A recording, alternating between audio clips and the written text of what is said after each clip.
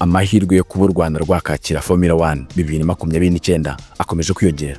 Umuyobozi mukuru w'urwego rw'igihugu rushinzwe iterambere RDB, Jagaye Africa, yatangaje ko ibiganiro bikomeje kandi biri kugenda neza, ndetse ko bishoboka ko n'u Rwanda rwazakwakira iri siganwa rya Formula 1 2029.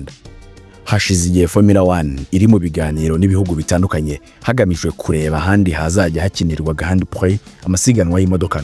Umugabane wa Afrika uri mu bice byatekejweho cyane kuko uheruka kubera muri Afrika mu 1993 ubwo yari muri Afrika y'Epfo ku kibuga cya Kairame.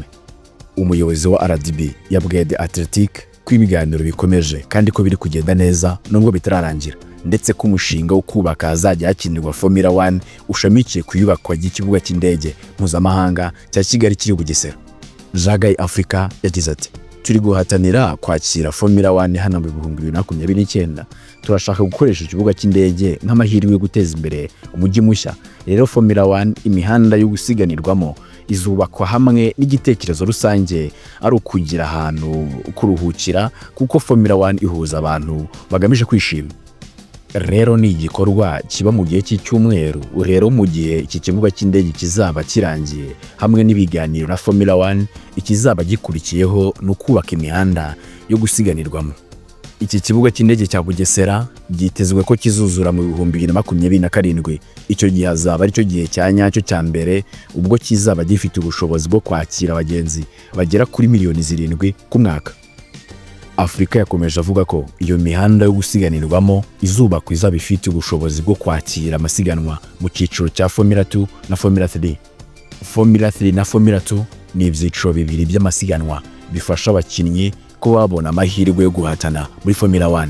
Formula 3 yo ni icyiciro kibanza kiba kirimo abakinnyi bakiri bato bakiri kwiga gusiganwa ku modoka, kugendera ku muvuduko wo hejuru, kugenzura uburyo amapine y'imodoka abacungwa mu muhanda, kuko ari abakinnyi baba bagikeneye ubunararibonye bwo kujya ku rwego mpuzamahanga. Imodoka bakoresha ziba zihuta ariko ntabwo ziba zifite ingufu nyinshi. Muri make ni icyiciro cy'abantu bakeneye kwimenyereza. Senateri Evode yagereranyije ubushotoranyi bwa Perezida Ndayishimiye kuri RDF n'imbe bitera pompage kuri Rwagakoco. Senateri Evode Uwizeyimana yavuze ko nubwo ubutegetsi bw'u Burundi budahwema kuvuga ko igisirikare cyabwo gikomeye ku buryo cyahangana n'ingabo z'u Rwanda, bubizi neza ko urwo rugamba kitarwisukira. Ni ingingo Senateri Evode Uwizeyimana yagarutseho mu kiganiro cyatambutse kuri televiziyo y'igihugu tariki ya 14 Ukuboza 2025. Yagaragaje ko Perezida Ndayishimiye Evariste w'u Burundi yigeze kuvuga ko u Rwanda ruteye icyo gihugu runyuze muri Uvira bitamutwara amasaha 2 yo gukemura icyo kibazo, ashimangira ko bifata nko kwiganirira. Umunyamakuru yibukije Senateri Uwizeyimana ko Perezida Ndayishimiye ariko yavuze ko afite igisirikare gikomeye. Uwizeyimana ati, wari wabona imbeba ikora pompage hejuru ya Rwagakoco? Wari wayibona? Nigeze kubwira abantu uburyo wisunga umugabo mbwa mugakubitirirwa hamwe. Icyo ni Ikinyarwanda. Ikindi kiravuga ngo imfizi y'intamenya irigata ku bugi bw'intorezo, nacyo ni Ikinyarwanda. Ubwo ufite icyo ugomba gukuramo igitwaye. Senateri Uwizeyimana Evode yashimangiye ko kuba ingabo z'u Burundi uyu munsi ziherutse gutsindirwa uruheno mu mujyi wa Uvira zikirukana, uyu mujyi ugasigara mu maboko ya AFC M23, bigaragaza ko ibyo Perezida Ndayishimiye avuga aba yenyegeza intambara ku Rwanda kandi atayishoboye. Tukivuga ku Burundi, Uburundi bwohereje abasirikari n'intwaro ziremereye hafi y'umupaka w'u Rwanda. Uburundi bumaze iminsi bwohereza abasirikari benshi n'intwaro ziremereye hafi y'umupaka w'u Rwanda mu gihe umwuka mubi ukomeje gututumba hagati y'ibihugu byombi. Leta y'u Burundi iri ku gitutu nyuma yaho ingabo zayo iza Repubulika Iharanira Demokarasi ya Kongo FARDC, imitwe ya Wazalendo, FDLR byambuwe na AFC M23 ibice byinshi byo mu kibaya cya Rusizi mu ntara ya Kivu y'Amajyepfo. Ni nabwo kandi imbere y'ibihugu bigize akanama k'umuryango w'abibumbye, Ambasaderi w'u Burundi Zephyrin Maniratanga aherutse kuvuga ko u Rwanda rushyigikira AFC M23 bityo ko igihugu cye gishobora guhangana n'u Rwanda. Umwe mu bayobozi bakuru b'igisirikare cy'u Burundi yatangarije urubuga Social Media ko basirikare benshi n'intwaro ziremereye byohejwe cyane cyane muri komine Busoni mu ntara ya Butanyerera hafi y'umupaka wa Gasenyi Nemba. Uyu musirikare yagize ati, ari intwaro zikomeye zashyizweho kugira ngo zikumire ikintu cyose cyava mu Rwanda. Muri Busoni haherutse kugaragara amakamyo ya polisi y'u Burundi ajyana abandi basirikari mu bigo birimo icya 411 giherereye ahitwa Mutwezi nk'uko uru rubuga rukomeje kubisobanura. Amarondo mu bice by'u Burundi yegereye umupaka w'u Rwanda yariyongereye. Abapolisi n'urubyiruko rw'imbonerakure rushamikiye ku ishyaka CNDD-FDD riri ku butegetsi bari kugaragara cyane mu mihanda y'aho mu masaha nijoro. Nta matangazo yatanzwe mu bice byegereye umupaka asaba abarundi gutaha kare, ariko nta wemerewe kurenza saa 2 z'ijoro akiri mu muhanda. Umuturage wo mu gace ka Monzenze yagize ati, badutegeka gutaha kare mbere ya saa 2 z'ijoro. Nta na hamwe byanditse, ariko twese tuzi icyo bisobanura.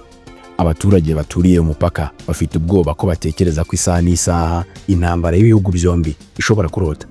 Turara twambaye imyenda twiteguye guhunga igihe barasa, niko umuturage ibisobanuye. Mu gice cy'intara ya Bujumbura ahahoze ari Cibitoke niho umutekano kwajijwe cyane. Intwaro ziremereye zahashyizwe nizo zarashe isasu muri santere ya Kamanyora hafi y'umupaka wa Bugarama mu Rwanda. Ibisasi ingabo z'u Burundi zarashe muri Kamanyora nibyo byatumye abarwanyi ba AFC/M23 batangiza urugamba rwo gufata ibice byo mu kibaya cya Rusizi kugeza mu yo Uvira ukora ku kiyaga cya Tanganyika. Amakuru yizewe ahamya ko u Burundi bumaze igihe bugura intwaro nyinshi ziremereye na drones z'intambara, bigaragara ko bwiteguye intambara ikomeye. Zimwe muri izo zifashishijwe mu rugamba rwo muri Kivu y'Amajyepfo.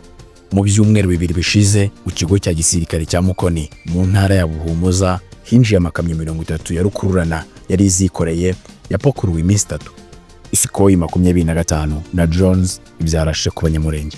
Indege y'intambara y'igisirikare cya Repubulika Iharanira Demokarasi ya Kongo na drones byabyutse birasa mu bice bituwe n'abanyamurenge mu ntara ya Kivu y'Amajyepfo. Umunyapolitike Moise Nyarugabo utavuga rumwe n'ubutegetsi bwa Repubulika Iharanira Demokarasi ya Kongo yatangaje ko igitero cya mbere cya drones cyagabwe mu gace ka Rugezi gaherereye muri teritwari ya Fizi mu masaha saa 11 kuri uyu wa 15 Ukuboza 2025. Mu gace ka Rwiza nk'uko indege ya Sukhoi 25 yagabye igitero ikomeza muri Gahwera muri Mikenge naho yaharasa. Ibitero byose byapfirimo abaturage benshi, abandi barakomereka. Ibi bitero kandi bikurikiye ikindi cya Sukhoi 25 cyagabwe muri Rwitsa nk'uko mu gitondo cyo kwa 14 Ukuboza. Izi ndege zose na drones ziri guturuka mu Burundi. Nyarugabo ahantu yatangaje ko abatanga amabwiriza yo kugaba ibi bitero ababigaba barimo abapilote n'abagenzura ikibuga cy'indege izi ndege ziturukaho bakwiye kuzabibazwa. Ibitero by'indege na drones mu bice by'intara ya Kivu y'Amajyepfo bituwe n'abanyamurenge byakajije umurego kuva ku cyumweru gishize nyuma yaho AFC/M23 itsinda ingabo z'u Burundi iza RDC, Wazalendo, FDLR mu kibaya cya Rusizi. Mu yandi makuru dukomeza nuko AFC/M23 yafashije abarundi barenga 500 gutaha bava muri Uvira. Kuwa 14 Ukuboza 2025 ihuriro rya AFC/M23 rirwanya ubutegetsi bwa Repubulika Iharanira Demokarasi ya Kongo ryafashije abarundi barenga 500 gutaha bavuye muri teritwari ya Uvira nyuma y'iminsi barabuze uko bataha. Aba barundi bari baragiye gushaka imibereho mu ntara ya Kivu y'Amajyepfo, bari bahangayitse cyane kuko leta y'u Burundi yafunze umupaka wa Kavimvira n'uwavugizo bakiri muri Kongo ubwo AFC/M23 yinjiraga mu mujyi wa Uvira tariki ya 9 Ukuboza uyu mwaka wa 2025. Umuvugizi wa AFC/M23 Lawrence Kanyuka we yatangaje ko icyemezo cyo gufasha aba barundi gutaha cyashingiye ku biganiro ihuriro ryagiranye na leta y'u Burundi, asobanura ko batafunze imipaka. Mu Burundi ho hari abanyekongo barenga 20,000 bahahungiye ubwo AFC/M23 yinjiraga mu mujyi wa Uvira. Kubashaka gutaha leta y'u Burundi ntibafungurira umupaka. Twambuke turenga umupaka y'u Rwanda twerekeze muri Venezuela. Habuze gato ngo indege ya gisirikare ya Amerika igongana n'itwara abagenzi muri Venezuela. Indege itwara abagenzi yari igiye kugongana mu kirere indege ya gisirikare ya Amerika hafi y'inkombe ya Venezuela. Ibi bibaye mu gihe Amerika ikomeje kongera ingabo zayo mu nyanja ya Caraïbe, ndetse perezida wa Leta Zunze Ubumwe za Amerika Donald Trump aherutse guteguza ko azagaba igitero ku butaka bwa Venezuela mu gihe kiri imbere cya vuba.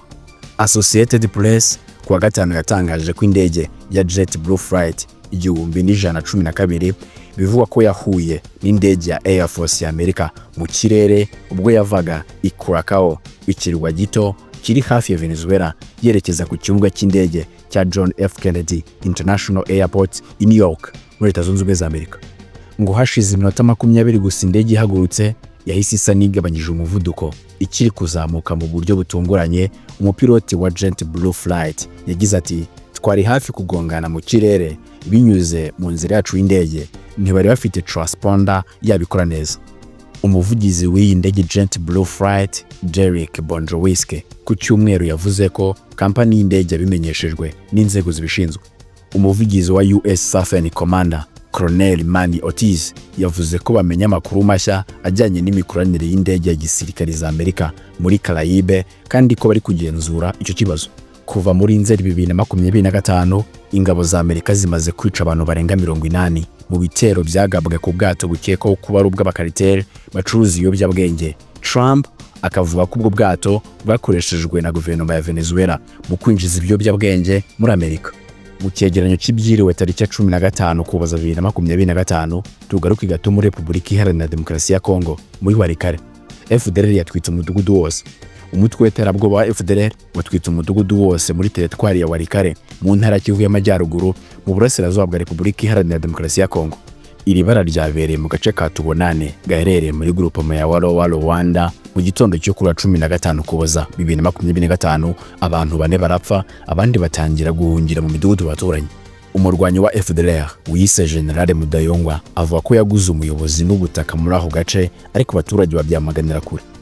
General Mudayongwa ngo yasabye abaturage kuva muri ako gace kugira ngo hakorere ibikorwa bye by'ubuhinzi n'ubworozi. Babyanze, uyu murwanyi yese ajyana abayobora barabatera bakwika inzu zose n'ibyabo.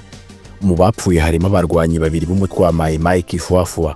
Abihuro rya Wazalendo byatumye imitwe yombi ihangana bikomeye yifashishije intwaro n'iziremereye.